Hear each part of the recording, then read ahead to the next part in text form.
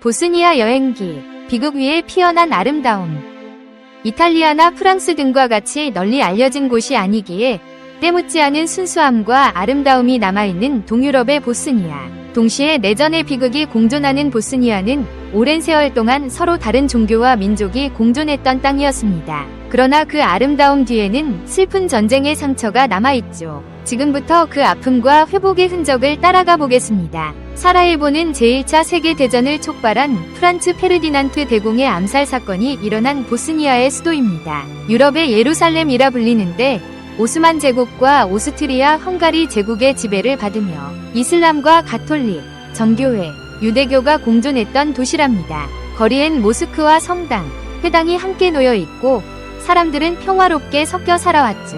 하지만 이 공존의 거리는 유고슬라비아 연방의 해체와 함께 무너져 내립니다. 각기 다른 민족과 종교로 몇백 년을 지내오던 유고슬라비아 연방국이 1941년 제2차 세계대전 때 독일 나치의 침공으로 멸망하게 됩니다. 제1대 대통령인 티토의 강력한 공산주의 정책 아래 하나가 되었던 각 민족들이 티토의 죽음 이후 제3대 대통령인 밀로시에비치의 친세르비아 민족주의 정책으로 인해 불안에 떨기 시작하면서 다른 민족들이 하나둘씩 독립을 시작했다고 해요. 먼저 슬로베니아와 크로아티아가 독립을 했는데 이 두 국가는 각각 자국의 민족이 대다수를 차지하고 있었기에 독립에 있어 내부적으로 문제는 없었지만 1992년 보스니아가 독립을 선언했을 당시 보스니아를 구성하고 있던 크로아티아계, 세르비아계, 보스니아계 무슬림, 그 후 세 민족 간에 얽히고 설킨 갈등이 결국 보스니아 내전이 일어나게 된 배경이랍니다. 친세르비아계 연방 대통령이 집권을 하고 있었기에 보스니아 내 세르비아계는 연방에 남고자 했던 반면에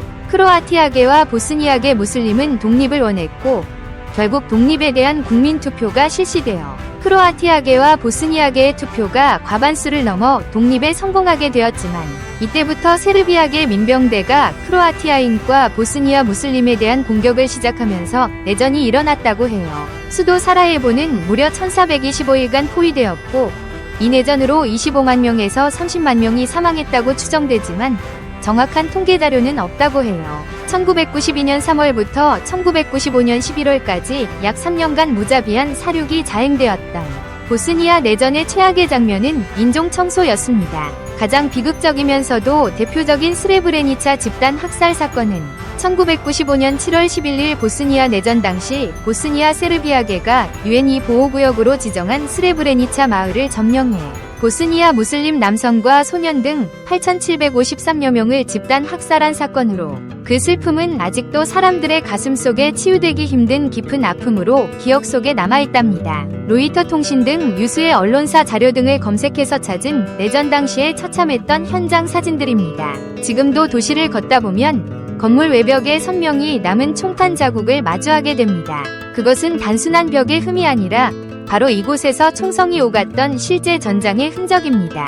복구되지 않은 상처들은 전쟁의 고통을 잊지 않으려는 사람들의 선택이기도 합니다. 보스니아 헤르체고비나 모스타르에 위치한 스타리 모스트는 길이 29m, 너비 4m, 높이 24m의 16세기 오스만 제국 시대에 건설된 아름다운 석조 아치교로 보스니아어로 오래된 다리를 뜻한다고 해요. 깊은 초록빛 색깔로 흐르는 네레트바강에 설치된 다리로서 보스니아가 오스만 제국의 지배를 받던 시기에 건립되었으며 모스타르를 대표하는 랜드마크랍니다. 발칸반도의 이슬람 건축 양식을 대표하는 건축물 가운데 하나로 2005년에 유네스코 세계유산에 등재되었어요. 보스니아 전쟁이 한창 중이던 1993년 크로아티아 방위평의회의 공격으로 파괴되었지만 2004년에 국제사회의 지원으로 스타리 모스트는 복원되었고 다리 위엔 다시 사람들의 발걸음이 오가며 매일 젊은이들이 강으로 뛰어들며 그들의 삶을 노래합니다. 비극을 딛고 재건한 이 다리는 지금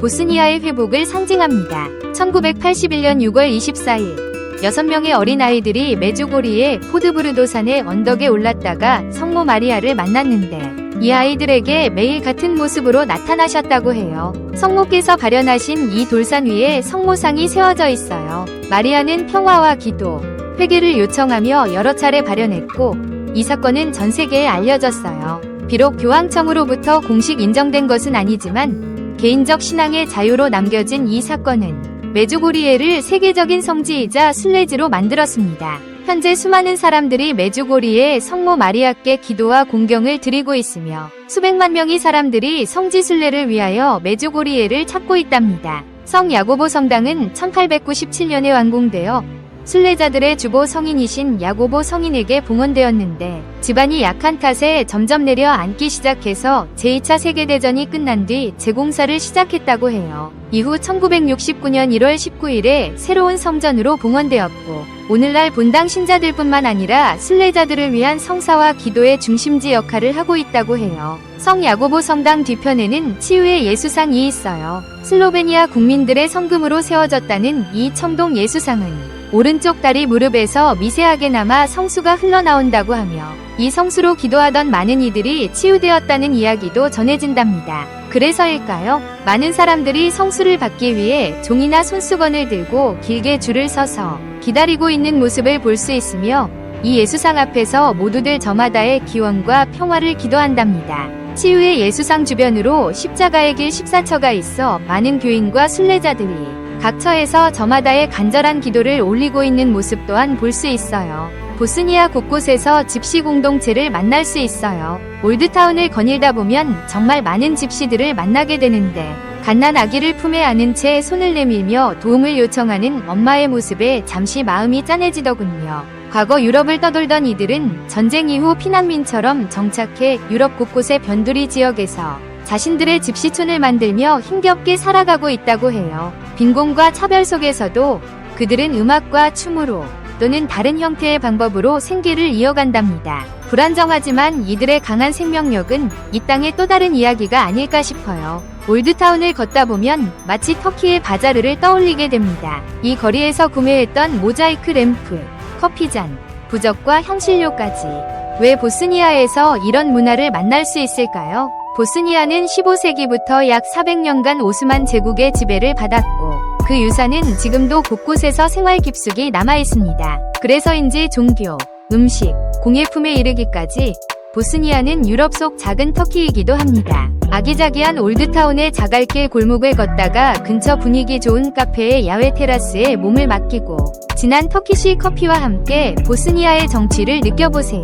제가 들렀을 때는 그리 유명한 곳인 줄 몰랐는데 나중에 보니 맛집으로 알려진 레스토랑이더군요. 이름은 사드르반 레스토랑이고 야외 테라스를 비롯해 운치 있는 분위기를 느낄 수 있어요. 보스니아는 단순한 관광지라기보다는 상처 위에 피어난 꽃, 전쟁과 평화, 절망과 회복이 맞닿는 장소라는 표현이 더 적합할 듯 싶어요. 그 아픈 흔적을 기억하고 마주하는 것, 그것이 우리가 서로를 이해하고 공존하는 길을 찾는 첫걸음일지도 모릅니다. 쓰라린 비극의 역사 흔적을 따라 걷는 여행, 보스니아. 시청해주셔서 감사합니다. 오늘도 행복한 하루 되세요.